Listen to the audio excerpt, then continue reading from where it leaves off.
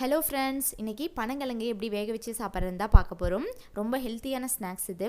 90s கிட்ஸோட healthy அப்புறம் ரொம்ப ஃபேவரட்டான ஸ்நாக்ஸ் ஐட்டம் இது. இப்போ வாங்க இது எப்படி சமைக்கிறது, அப்புறம் இதோட பெனிஃபிட்ஸ் என்னென்னங்கிறத பார்க்கலாம்.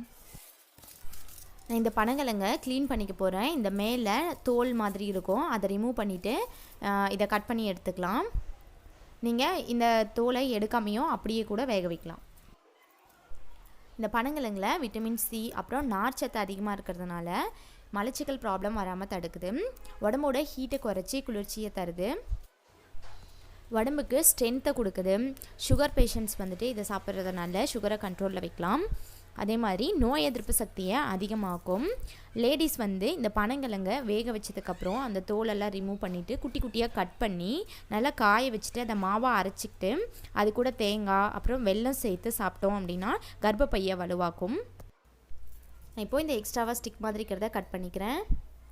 நம்ம முழுக்கிழங்கையும் சேர்த்து வேக வச்சோம் அப்படின்னா பாத்திரம் சின்னதாக இருக்கிறதுனால சரியாக வேகாது. அதனால் நான் அந்த மாதிரி ரெண்டாக கட் பண்ணி சேர்த்து தான் வேக வைக்க போகிறேன். நீங்கள் குவான்டிட்டி நிறைய இருக்குது கிழங்கு அப்படின்னா பெரிய பாத்திரத்தில் ஃபுல்லாக தண்ணி ஊற்றி நான் வேக வைக்கலாம். நான் கம்மியாக இருக்கிறதுனால இந்த மாதிரி ரெண்டாக கட் பண்ணி கொஞ்சமாக தண்ணி சேர்த்து வேக வைக்க போகிறேன். அப்புறம் கேஸ்ட்ரிக் ப்ராப்ளம், வாயு தொல்லை இருக்கிறவங்க இந்த பனங்கிழங்கு சாப்பிட்டதும் கொஞ்சமாக பூண்டு மிளகு சேர்த்து சாப்பிட்டோம் அப்படின்னா எந்த ப்ராப்ளம்ஸும் வராது.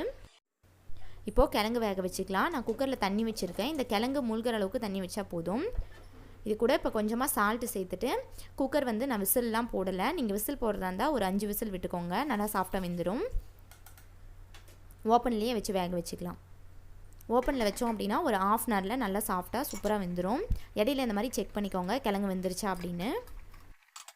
இப்போது நான் கிழங்கு வச்சு ஒரு 1/2 hour மேலே ஆயிடுச்சு. கிழங்கு நல்லா வெந்துருச்சு. இப்போ இதை எடுத்து நீங்கள் அப்படியே அந்த மேலே இருக்கிற நாரெல்லாம் ரிமூவ் பண்ணிவிட்டு அப்படியே சாப்பிட்லாம். இல்லை அப்படின்னா நாரெல்லாம் ரிமூவ் பண்ணிவிட்டு குட்டி குட்டியாக கட் பண்ணி வச்சுக்கிட்டீங்க அப்படின்னா அதை நல்லா வெயிலில் காய வச்சுட்டு பவுடர் ஆக்கிட்டு அதை வச்சு நீங்கள் கஞ்சி, கூழ், அப்புறம் தோசை, உப்புமா இதெல்லாம் செஞ்சு சாப்பிட்லாம். இப்போது இந்த பனங்கிழங்கில் நாரெலாம் இருக்கும், இதை இந்த மாதிரி எடுத்துகிட்டு உடச்சி சாப்பிட்றது தான் ரொம்ப சூப்பராக இருக்கும். நீங்களும் பனங்கிழங்கு கிடச்சா கண்டிப்பாக இந்த மாதிரி வேக வச்சு சாப்பிடுங்க. ரொம்ப ஹெல்த்தியானது. தேங்க்ஸ் ஃபார் வாட்சிங்.